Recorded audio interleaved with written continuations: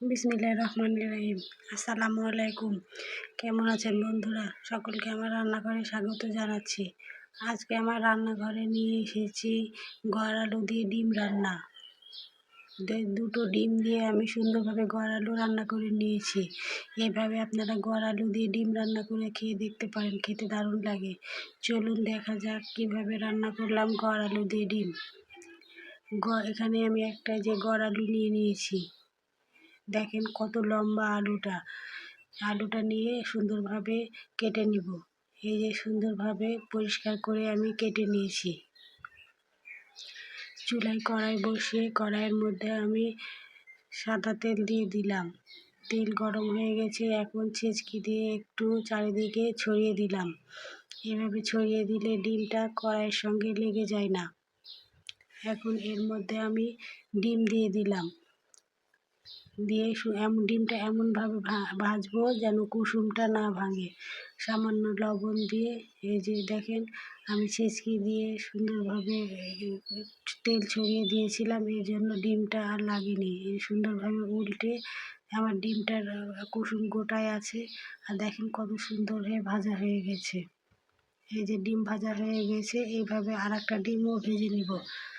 বন্ধুরা, আমার ভিডিও যদি আপনাদের ভালো লাগে লাইক করে আমার পাশে থাকবেন। আর যারা ইউটিউব থেকে দেখছেন তারা সাবস্ক্রাইব করে পাশে থেকে যেতে পারেন। যারা ফেসবুক থেকে দেখছেন তারা ফলো দিয়ে আমার পাশে থেকে যেতে পারেন।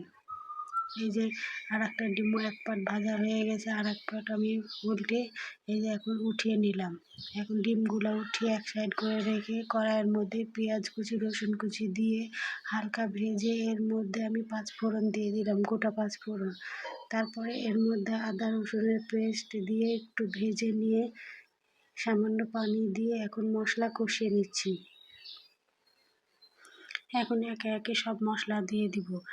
সামান্য স্বাদ মতো লবণ দিয়ে দিলাম, হাফ চামচ হলুদ গুঁড়ো দিয়ে দিলাম, হাফ চামচ ধনে গুঁড়ো দিয়ে দিলাম, হাফ চামচ মরিচ গুঁড়ো দিয়ে দিলাম। এখন সব কিছু মশলা দিয়ে সুন্দরভাবে কষিয়ে নিচ্ছি। এই যে মশলা কষানো হয়ে গেছে, এখন কেটে রাখা আলু দিয়ে দিলাম। দিয়ে এখন আলু আমি আস্তে আস্তে সুন্দরভাবে কষিয়ে নেব। এই আলু যত কষানো যাবে খেতে তত ভালো লাগবে।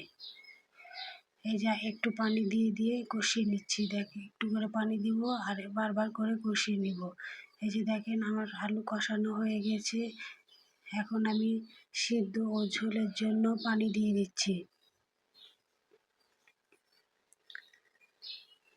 এই যে পানি দেওয়া হয়ে গেছে, এখন ছেঁচকি দিয়ে সুন্দর করে সমান করে দিয়ে এখন ঢাকনা দিয়ে ঢেকে দেব। এই যে ঢাকনা উঠে আবার একটু নিচ থেকে নাড়া দিয়ে দিচ্ছি যেন নিজে ধরে না যায়। এই যে ওপর নিচ করে দিলাম। আলু এখনো সিদ্ধ হয়নি, 2টা কাঁচামরিচ দিয়ে দিলাম। কাঁচামরিচ দিয়ে এখানে স্বাদ মতো জিরা গুঁড়া দিয়ে দিলাম, দিয়ে আবার সুন্দরভাবে নাড়াচাড়া করে দিচ্ছি। আলু আমার মোটামুটি সিদ্ধ হয়ে গেছে। এখন আমি ভেজে রাখা ডিম দুটো দিয়ে দিলাম। ভেজে রাখা ডিম দিয়ে সুন্দরভাবে আমি ঝোলের মধ্যে ডিম দুটো চুবিয়ে দিচ্ছি। দিয়ে এখন আমি একটু ঢাকনা দিয়ে ঢেকে দিলাম। এই যে ঢাকনা উঠে আমি কয়েক টুকরো আম কেটে রেখেছিলাম, সেই আমগুলোও দিয়ে দিলাম। দিয়ে আবার একটু নাড়াচাড়া করে নিলাম। নাড়াচাড়া করে আবার একটু ঢাকা দিয়ে দিব যেন আমগুলো সিদ্ধ হয়ে যায়। এই যে ঢাকা উঠিয়ে আবার নাড়াচাড়া করে নিচ্ছি। আমগুলাও সুন্দর সিদ্ধ হয়ে গেছে আর ডিমের সঙ্গেও ঝোল সুন্দর মেখে গেছে আর আমার রান্নাও হয়ে গেছে। ধন্যবাদ বন্ধুরা।